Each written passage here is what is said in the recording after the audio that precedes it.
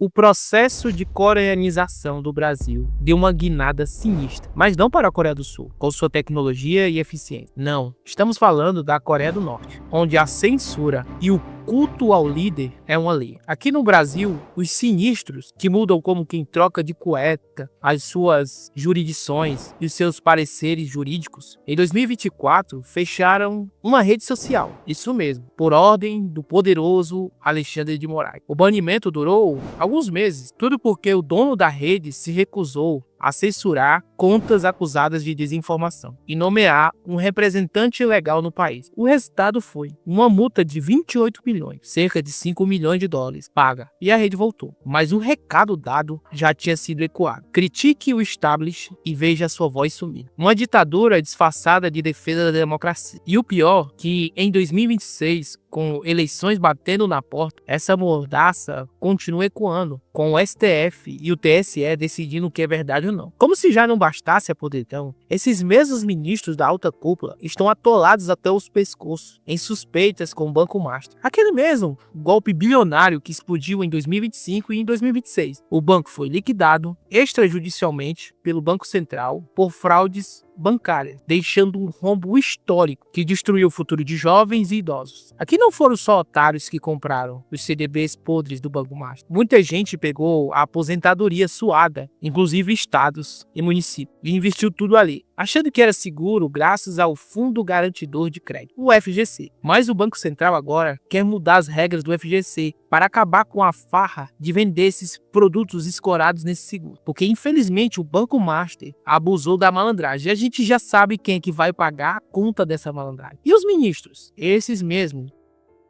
Os intocáveis.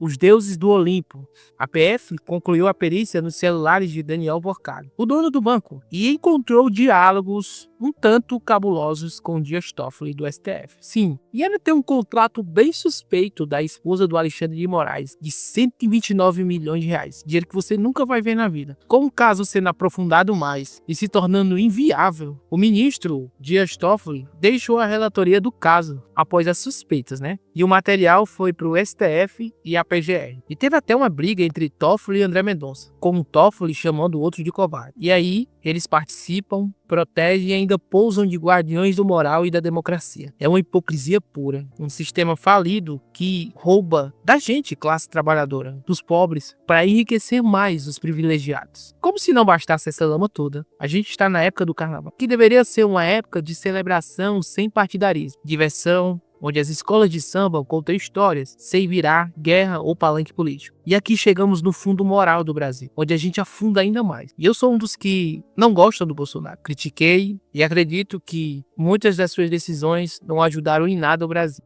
E que muita gente defende seus erros grotescos, mas a justiça seja feita. Na era do Bolsonaro, por muito menos, o TSE proibiu o uso de vídeos de manifestações na campanha dele, vetou lives do Planalto e até impediu que ele expusesse os apoios de Lula às ditaduras como Cuba e Venezuela, e até a sua agenda ideológica. Por quê? Porque o TSE, que deveria ser independente e parcial, puniu só um lado, criando um circo onde um lado podia tudo e o outro não podia nada. Resultado, a gente já viu, Bolsonaro foi declarado inelegível até 2030 pelo TSE, e em 2023 por abuso de poder e espalhar mentiras sobre as urnas eletrônicas. E em 2025, esse mesmo STF o condenou a 27 anos por tentativa de golpe pós-eleição de 2022. Justo? Eu não sei vocês. Tem gente que tá preso simplesmente por pintar uma estátua de batom. Gente que pega pena pior do que estuprador, pior do que assassino. Gente honesta, que foi punido de forma desproporcional. Agora a pergunta que fica: será que os contratos dos ministros e as relações com Daniel Borcari não seriam um ataque também à democracia? Ou isso só vale para os seus inimigos políticos? Essa é a pergunta que fica. E agora, como se já não bastasse o buraco que a gente está enfiado, faltando 8 meses para as eleições de 2026, em outubro,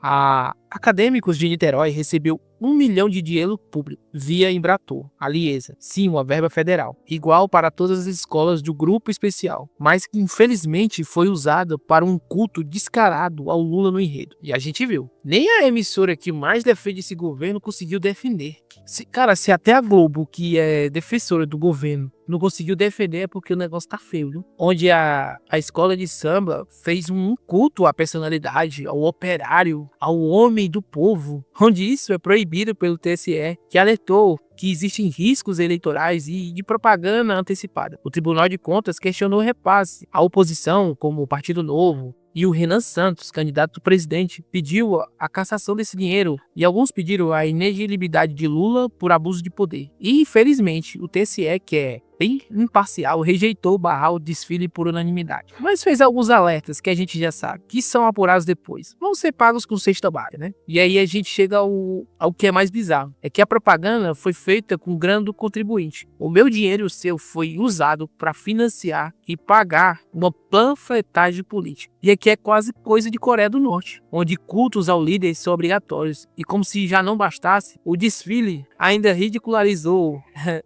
isso é bizarro, cristãos e conservadores, que são a maioria, inclusive até dos eleitores da esquerda. E eu não entendo como é que uma pessoa disse de esquerda e votar no Lula.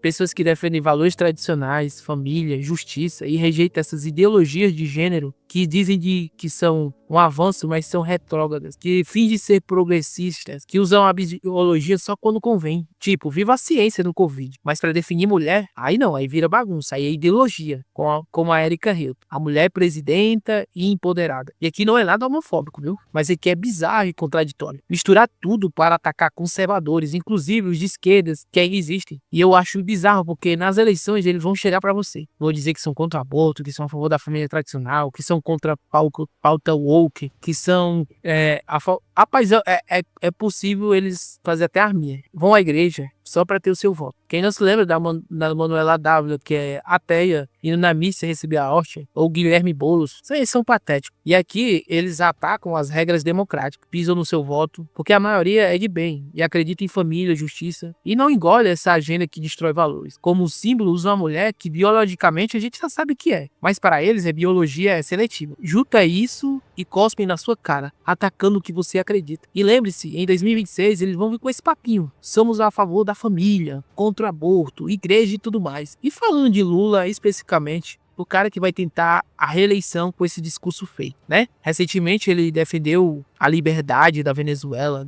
do Maduro. Recebeu até o cara aqui com tapete, né? Mas será que o TSE vai deixar usar isso? Um sujeito que defendeu já bandidos e traficantes como César e Batiste, extraditados em 2019, né? Mas o Lula protegeu ele antes. Atacou o povo judeu de Israel em prol de radicais islâmicos como o Hamas. Em 2024, o Lula comparou Israel a Hitler e chamou a guerra em Gaza de genocídio. E sobre os massacres no Irã? Um silêncio sepulcral. De defensor da democracia, ele não tem nada. Porque a gente já viu execuções em massa de dissidentes, mulheres mortas por não usar o véu. E cadê a Janja, que é tão defensora das mulheres? Mas Lula se mantém calado. E isso escancar, enquanto um lado da direita não pode nada, enquanto o Bolsonaro foi banido, contas censuradas, o outro da esquerda pode tudo. Inclusive usar o carnaval para culto com dinheiro público. Que país bizarro é esse nosso? Se você não fica revoltado com isso, já está em coma induzido, tá em letargia total. Esse Brasil é falido, é podre, onde os ministros que deveriam ser os guardiões estão lambuzados nos esquemas mais bizarros, onde muitos pousam de defensores da democracia e salvadores, onde o presidente é idolatrado em desfiles proibidos e quem paga a conta é o povo, e o povo que sustenta toda essa porcaria através do seu voto. E eu queria convidar você a se inscrever no meu canal. Queria convidar você a se inscrever no meu canal e ativar o sininho e comentar aí embaixo. Considere se inscrever nesse canal, porque eu estava olhando muita gente que assiste esses vídeos. Às vezes os vídeos batem mais de 1000 visualizações e as pessoas não se inscrevem. Elas gostam do conteúdo, tem uma retenção boa, até curtem, mas infelizmente eu acho que elas acabam se esquecendo. Se inscreve no canal, ativa o sininho e diz aí nos comentários o que você achou disso tudo. O meu muito obrigado e até o próximo vídeo.